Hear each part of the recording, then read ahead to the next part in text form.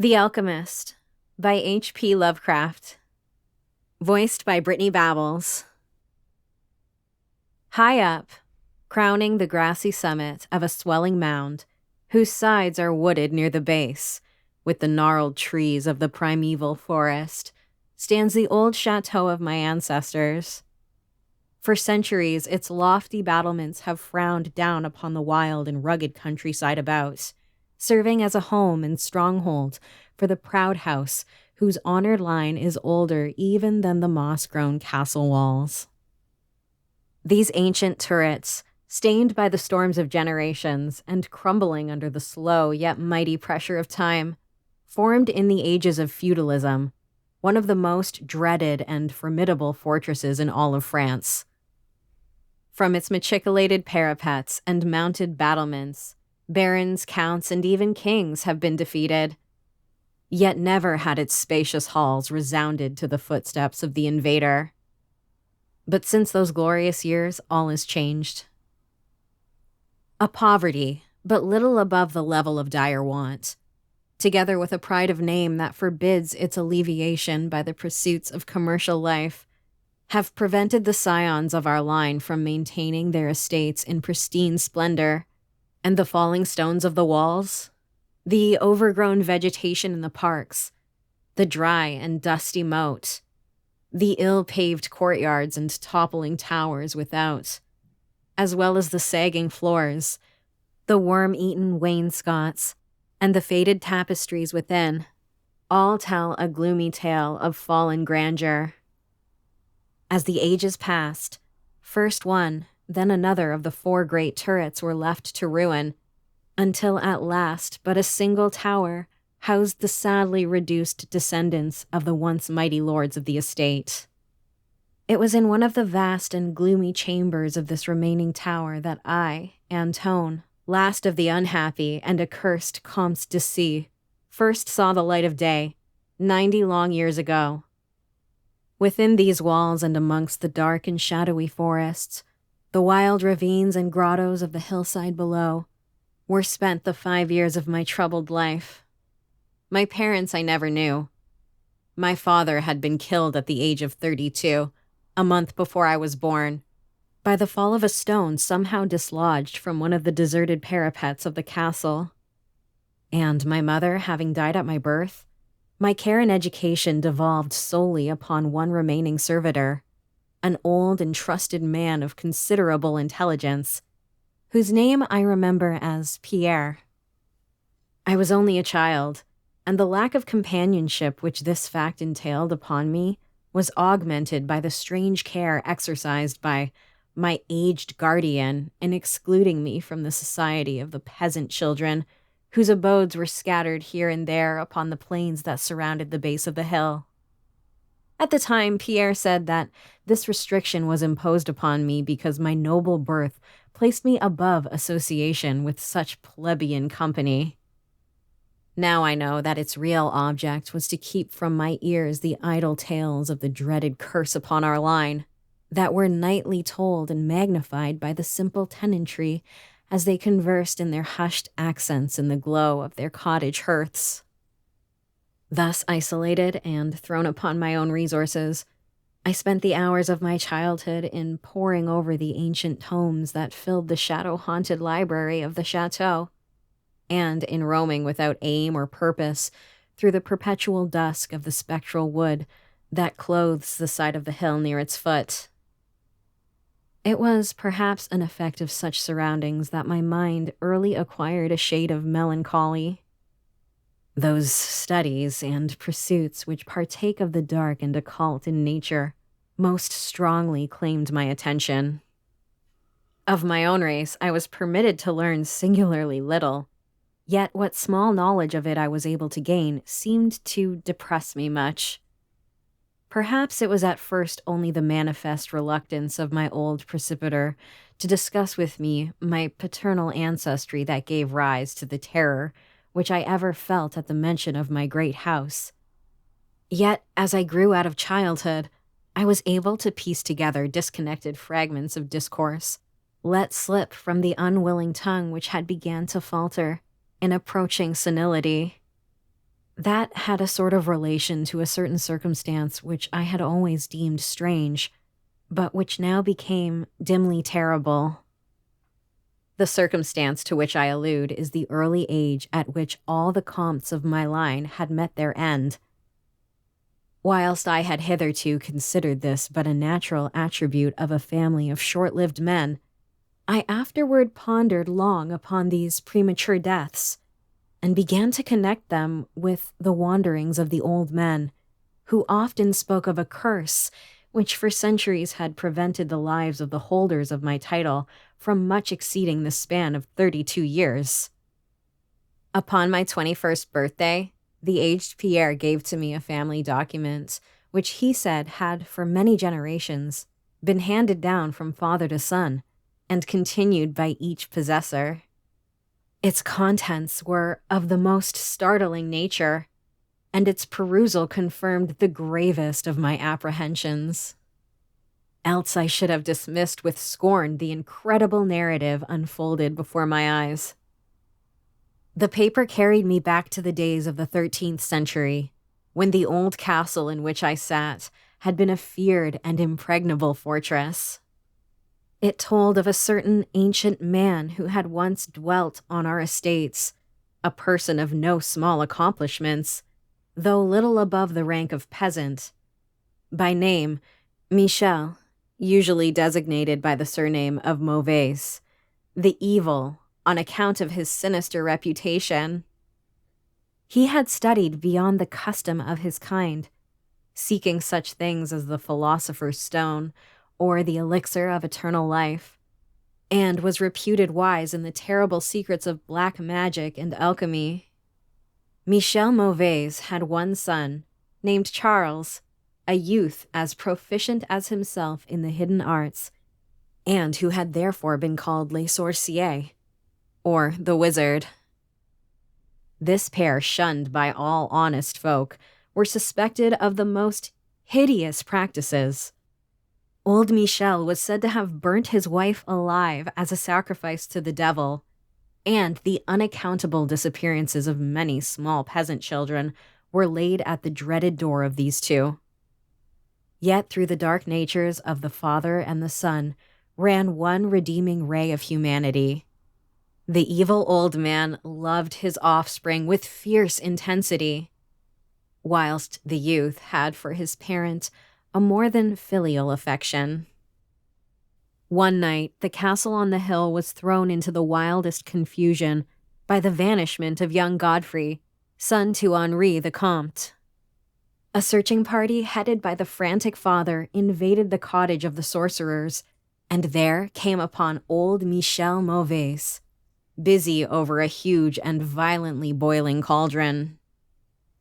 Without certain cause, in the ungoverned madness of fury and despair, the Comte laid hands on the aged wizard, and ere he realized his murderous hold, his victim was no more.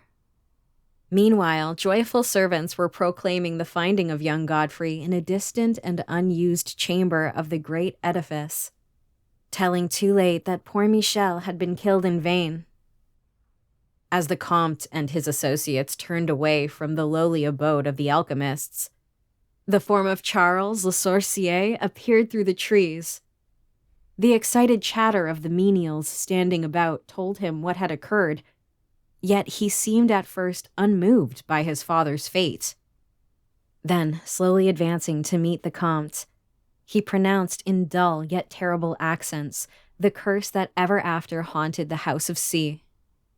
"May never a noble of thy murderous line survive to reach a greater age than thine," spoke he, when suddenly, leaping backwards into the black wood, he drew from his tunic a phial of colorless liquid, which he threw into the face of his father's slayer as he disappeared behind the inky curtain of the night. The Comte died without utterance, and was buried the next day, but little more than 32 years from the hour of his birth. No trace of the assassin could be found, though relentless bands of peasants scoured the neighboring woods and the meadowland around the hill.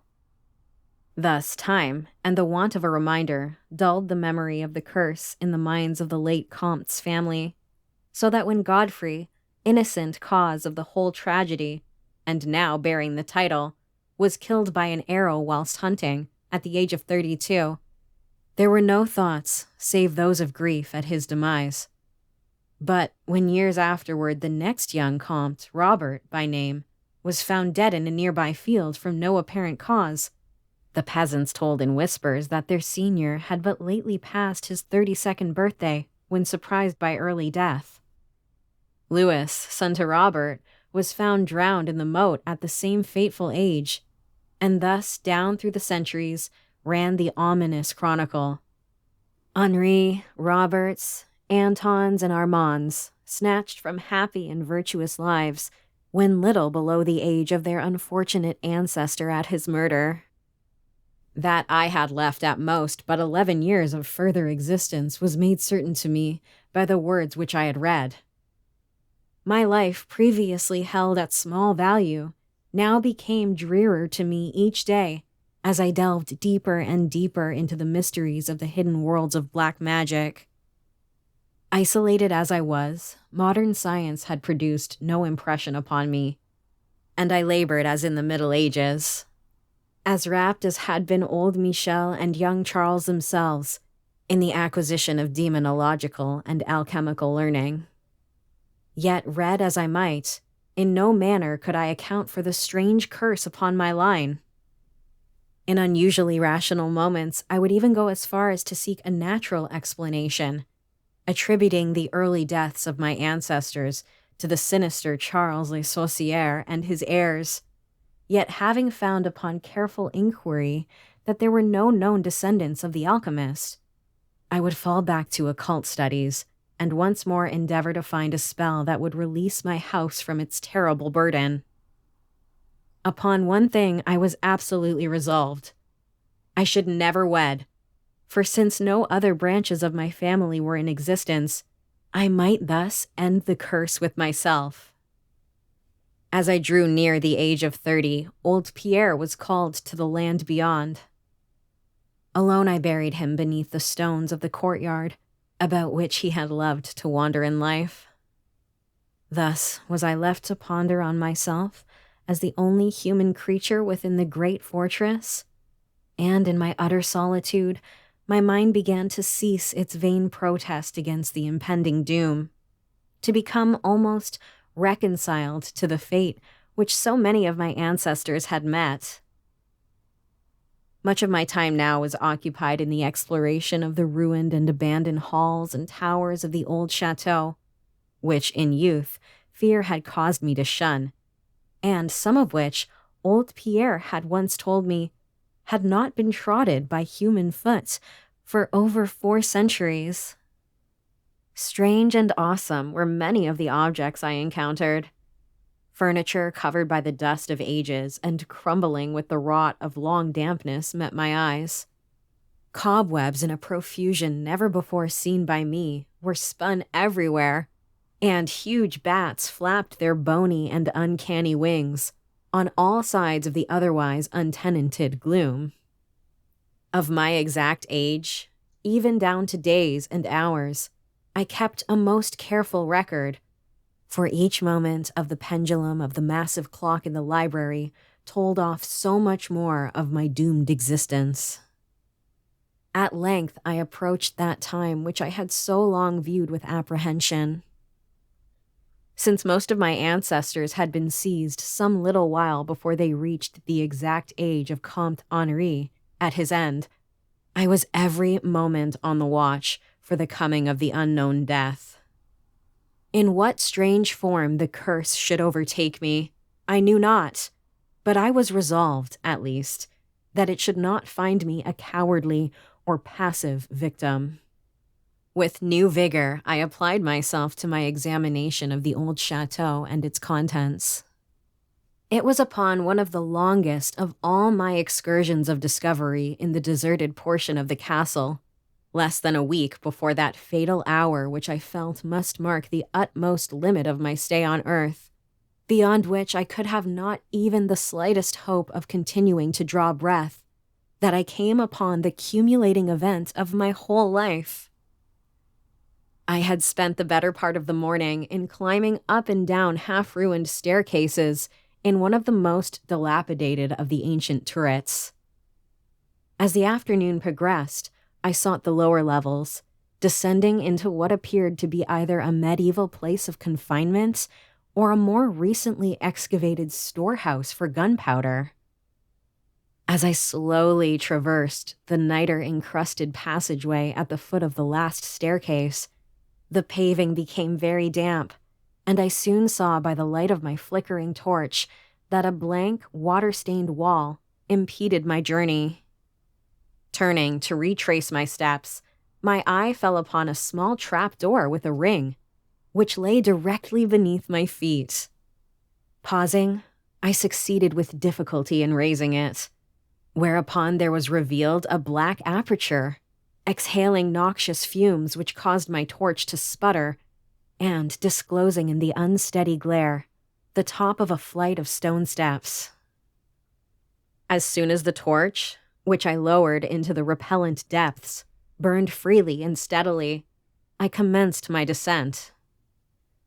The steps were many, and led to a narrow stone-flagged passage, which I knew must be far underground. The passage proved of great length, and terminated into a massive oaken door, dripping with the moisture of the place, and stoutly resisting all my attempts to open it. Ceasing after a time my efforts in this direction, I had proceeded back some distance toward the steps, when there suddenly fell to my experience one of the most profound and maddening shocks capable of reception by the human mind. Without warning, I heard the heavy door behind me creak slowly open upon its rusted hinges. My immediate sensations are incapable of analysis. To be confronted in a place as thoroughly deserted as I had deemed the old castle, with evidence of the presence of man or spirit, produced in my brain a horror of the most acute description. When at last I turned and faced the seat of the sound, my eyes must have started from their orbits at the sight that they beheld. There, in the ancient Gothic doorway, stood a human figure.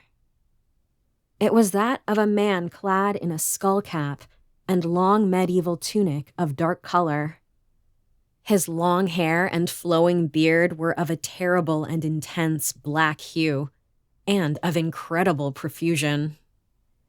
His forehead high beyond the usual dimensions, his cheeks deep sunken and heavily lined with wrinkles, and his hands, long, claw-like and gnarled, were of such a deathly, marble-like whiteness as I have never elsewhere seen in a man. His figure, lean to the proportions of a skeleton, was strangely bent and almost lost within the voluminous folds of his peculiar garment. But strangest of all were his eyes, twin caves of abysmal blackness, profound in expression of understanding, yet inhumane in degree of wickedness. These were now fixed upon me, piercing my soul with their hatred, and rooting me to the spot whereon I stood. At last the figure spoke in a rumbling voice that chilled me through with its dull hollowness and latent malevolence. The language in which the discourse was clothed was that debased form of Latin in use amongst the more learned men of the Middle Ages, and made familiar to me by my prolonged researches into the work of the old alchemists and demonologists. The apparition spoke of the curse which had hovered over my house, told me of my coming end, dwelt on the wrong perpetrated by my ancestor against old Michel Maubase, and gloated over the revenge of Charles Le Sorcier. He told how the young Charles had escaped into the night, returning in after years to kill Godfrey the heir with an arrow, just as he approached the age which had been his father's at his assassination. How he had secretly returned to the estate and established himself, unknown, in the even then deserted subterranean chamber whose doorway now framed the hideous narrator. how he had seized Robert, son of Godfrey, in a field, forced poison down his throat, and left him to die at the age of 32, thus maintaining the foul provisions of his vengeful curse. At this point, I was left to imagine the solution of the greatest mystery of all, how the curse had been fulfilled since that time when Charles Le Sorcier must in the course of nature have died, for the man digressed into an account of the deep alchemical studies of the two wizards, father and son, speaking most particularly of the researches of Charles Le Sorcier concerning the elixir which should grant to him who partook of it eternal life and youth. His enthusiasm had seemed, for the moment, to remove him from his terrible eyes, the hatred that had at first so haunted them. But suddenly the fiendish glare returned, and with a shocking sound like the hissing of a serpent, the stranger raised a glass phial with the evident intent of ending my life, as had Charles Le Sorcier, 600 years before, ended that of my ancestor. Prompted by some preserving instinct of self-defense, I broke through the spell that had hitherto held me immovable and flung my now dying torch at the creature who menaced my existence. I heard the phial break harmlessly against the stones of the passage as the tunic of the strange man caught fire and lit the horrid scene with a ghastly radiance.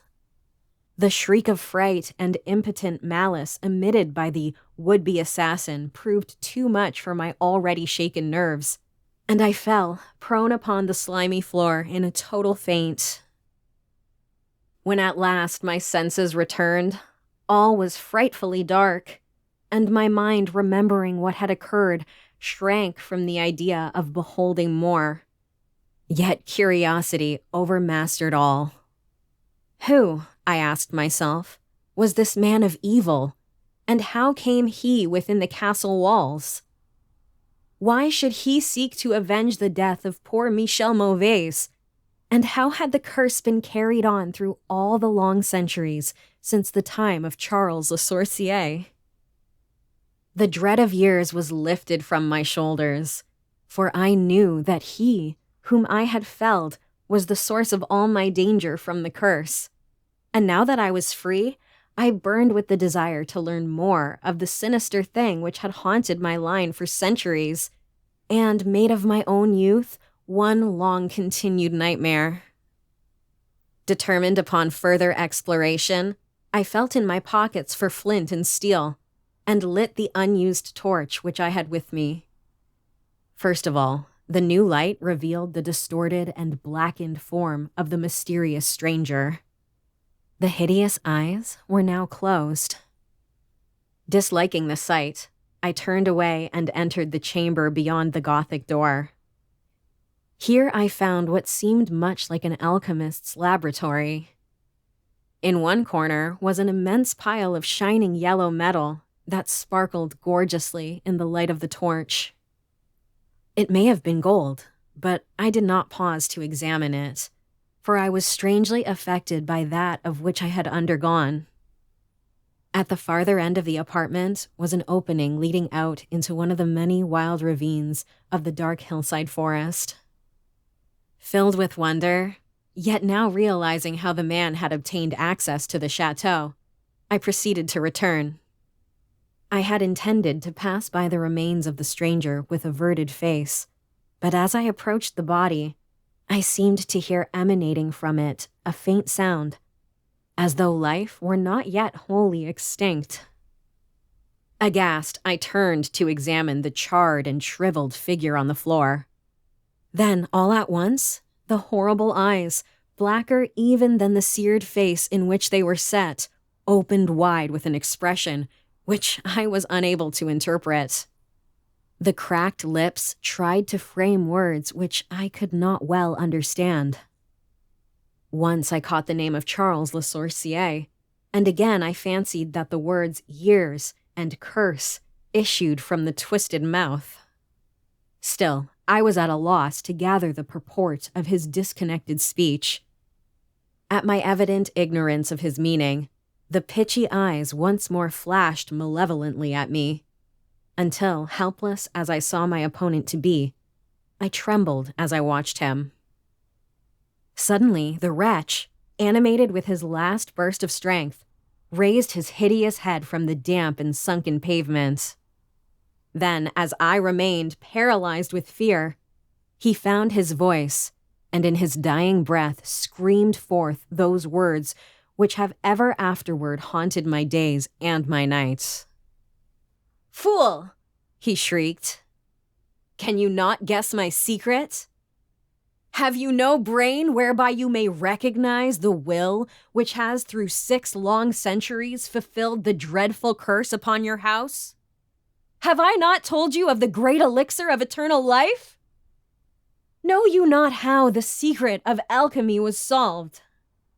I tell you, it is I that have lived for 600 years to maintain my revenge. For I am Charles Le Sorcier,